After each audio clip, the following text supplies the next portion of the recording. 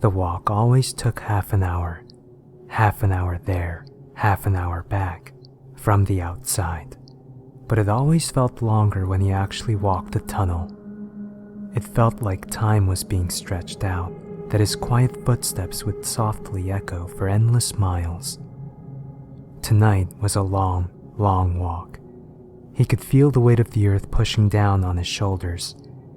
The air in the tunnel was cold, the smooth concrete walls frigid to the touch. The only thing to pierce the darkness was the bright cone of his flashlight. This was a very old place, very old indeed. It didn't look it. To the eyes, it was just a maintenance tunnel, an occasional exposed pipe. There was time stored up in these stones, soaked up like a sponge, filling the place as it slowly oozed out of the cracks in the walls and rust on the pipes. His flashlight bobbed. He kept walking. Time passed. Then finally, already, the arch where there would have been a door, there was no door anymore. The words carved on the lintel had been worn down long ago. Words had little power here. He stepped through. He reached the hall, though he only knew it from the breeze, and the feeling of the walls dropping away into the shadows. There was only darkness there. He kept walking. His footsteps did not echo.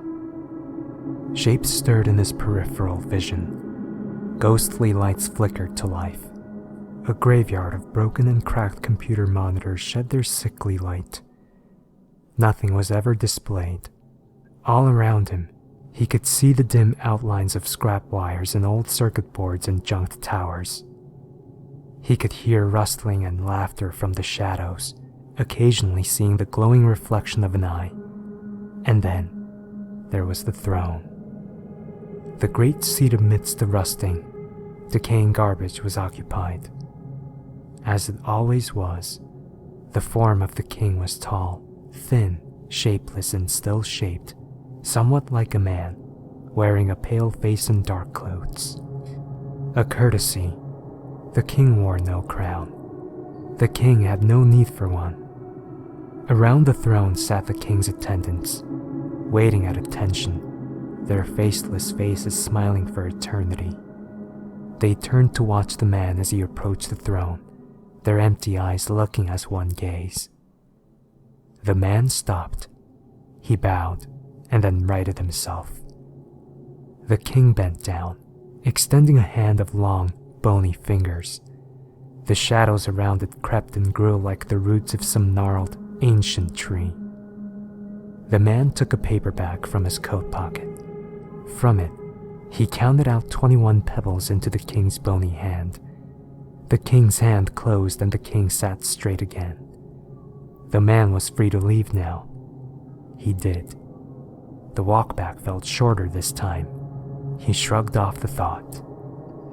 21 pebbles for 21 children who would be gone by the morning. Maybe not this morning, maybe not next, but some morning. 21 children delivered every year. That was the deal that had been kept for a long, long time. Deals have to be kept.